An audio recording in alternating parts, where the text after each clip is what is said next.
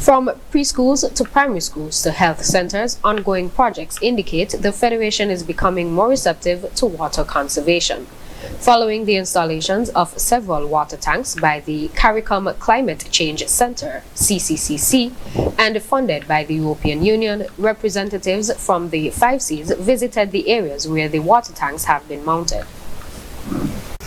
From the preschools to primary schools to health centers, ongoing projects indicate the Federation is becoming more receptive to water conservation.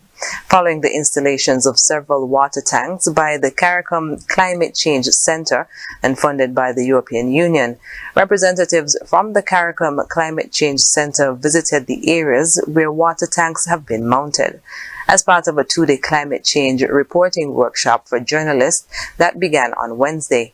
4 sites in St. Kitts were visited: Tucker Clark and Sandy Point Primary Schools, Challengers Daycare, and Molyneux Health Centre.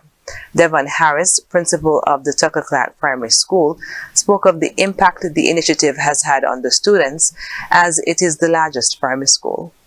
I think this initiative was a great initiative, something that we always wanted, and we are really thankful that the project was able to get off the ground.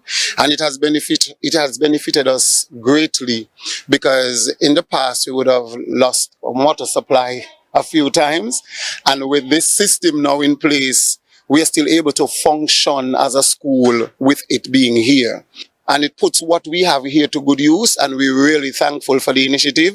One of the things that we are doing at this school is we are encouraging recycling and saving energy, and I think this also helps and makes a great impact in the lives of the children. One of the things that I like as well is that the grade 6 students were able to use this exercise and write an expository piece on it, and based on research, because the gentleman who installed the water, he came and spoke to them about it, the tanks, he came and spoke to them about it, and they were able to use it and put it, make a practical aspect of it.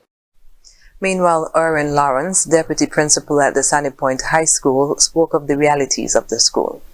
From these storage tanks, this will have benefited greatly in that, one, we have a readily supply of water in the absence of the main water supply. Therefore, children, as a result, they're able to use the bathrooms. They're able to, in terms of hygiene, they're able to wash their hands after they using the bathrooms. The children having their school meals, the cleaners, the dishwashers are able to actually wash the dishes. At the Challengers Daycare Centre, it was revealed that the water tanks have not yet been connected to the building. However, the daycare's supervisor, Katia Francis, says she's anxiously anticipating it. I was happy when I was contacted to say that the Challengers Daycare Centre would be given the tanks. Now, we don't usually be affected by water shortage, but we know that water is one of the most beneficial, most important commodity. And we know that because of climate change, it's anticipated that at some point in time, there won't be drought, but there will be shortage of water. And so if we have these tanks storing water for us, then we know we have a backup plan. And so sometimes the water gets dirty as well. And so these tanks, they can come in as our secondary source of water supply. At the Molyneux Health Centre, a different system is employed to assist with water shortages there. Sylvester Bell, health planner in the Ministry of Health, explained. The pipes are in the ground. This one in particular is gravity fed. So, some of the other health centres, they have the pumps as similar to what you see at Newtown Primary School this morning. So depending on the topography and the location, a few of the systems are gravity fed. This is one of the gravity fed ones, so it's highly elevated.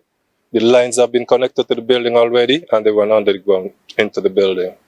They have a direct connection from the government mains to the tank, and then it feeds into the building. So it remains full all the time, and the government system is, and we anticipate this can run the facility for up to 3 days minimum in case of an emergency event. The representatives of the CARICOM Climate Change Centre were pleased with the acceptance of the messaging towards climate change and the implementation of the water shortage tanks. Each institution will aim to scale up their water shortage facilities by installing solar panels to run electrical systems, adding more catchments, and separating potable and grey water to use both types properly.